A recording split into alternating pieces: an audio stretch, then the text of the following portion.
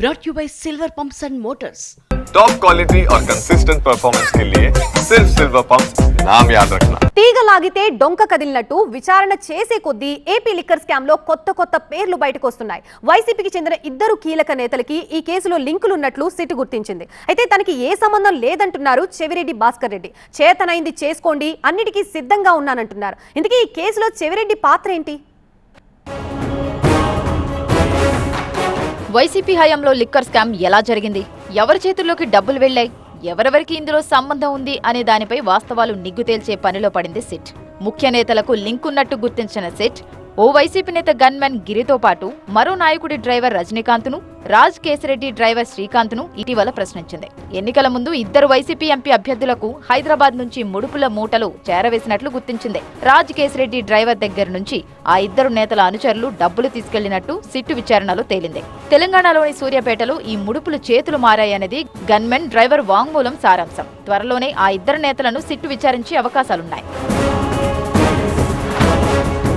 అయితే ఈ కేసులో విచారణను తప్పుబట్టారు మాజీ ఎమ్మెల్యే చెవిరెడ్డి భాస్కర్ రెడ్డి. తనకు గన్మెన్ గా పనిచేసిన గిరి అనే కానిస్టేబుల్ ను శ్రీకాకుళం నుంచి తీసుకొచ్చి 5 రోజుల పాటు నిర్బంధించారని ఆరోపించారు. 250 కోట్ల తరలింపులో చెవిరెడ్డి పాత్ర ఉన్నట్టు ఒప్పుకోవాలంటూ చిత్రహింసలు పెట్టి తప్పుడు వాంగ్మూలం తీసుకున్నారని ఆరోపించారు.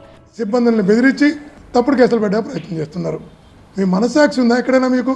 200 నుంచి 250 కోట్లు చెవిరెడ్డి భాస్కర్ రెడ్డి ఇచ్చేశారని, ట్రాన్స్పోర్ట్ చేశారని, రవాణా చేశారు, రకరకాలుగా అతని చేత రాయించే ప్రయత్నం చేశారు. ఇది కాకుండా మళ్ళీ ఫ్యూచర్ అవసరపడుతుందని కొన్ని వైట్ పేపర్లు కూడా సంతకాలు తీసుకున్నారంట. ఏమి రాసుకుంటారు రాసుకోండి. లిక్కర్ స్కామ్ తో తనకు ఎలాంటి సంబంధం లేదన్నారు చెవిరెడ్డి భాస్కర్ రెడ్డి.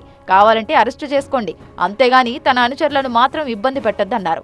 జైలుకి పంపాలనుకుంటే, భాస్కర్ రెడ్డి నీకు టార్గెట్ కావాలనుకుంటే నేను మీ అందరి సమక్షంలో చెప్తున్నా, నన్ను ఎతకవలసిన అవసరం ఎవరికి లేదు. నా ఫోన్ ఆపు చేయను, నేను ఎక్కడికి వెళ్ళను. తిరుపతి నుంచి రావడానికి 5-6 గంటలు మీ టైం పడుతుంది అరెస్ట్ చేయడానికంటే రేపు ఉదయాన్నే వచ్చి మీ సిట్ ఆఫీస్ ముందర ఒక రూమ్ తీసుకొని ఆ రూమ్లోనే పనుకుంటా, అరెస్ట్ చేసుకోండి. కేసులు పెట్టి ఇబ్బంది పెడితే భయపడేది లేదన్నారు ఆయన. తప్పు చేసే అధికారులకు శిక్ష తప్పదని హెచ్చరించారు. ఇక్కడ గుర్తుపెట్టుకోండి డీజీపీ గారు, చేసే ప్రతి తప్పుకి భగవంతుడు ఆలోచిస్తుంటాడు. మీరు తీసుకునే ప్రతి నిర్ణయాన్ని భగవంతుడు ఆలోచిస్తుంటాడు. ఏ తప్పు చేయని వారికి, అమాయకులకు కేవలం ఆ పోస్టింగ్లో కూర్చోవడం కోసం మీరు తీసుకునే నిర్ణయాలన్నీ, ఆ పాపాలన్నీ మిమ్మల్ని, మీ కుటుంబాన్ని వెంటాడుతాయని గుర్తుపెట్టుకో. లిక్కర్ వల్ల తన కుటుంబం ఎంతో నష్టపోయిందన్నారు. లిక్కర్ అంటేనే తనకు ఎంతో భయం అన్నారు. అలాంటి లిక్కర్ డబ్బును తాను పొరపాటును కూడా ముట్టుకోనన్నారు. తప్పుడు కేసులు పెట్టి తనను ఇరికించే ప్రయత్నం చేస్తున్నారని ఆరోపించారు ఆయన.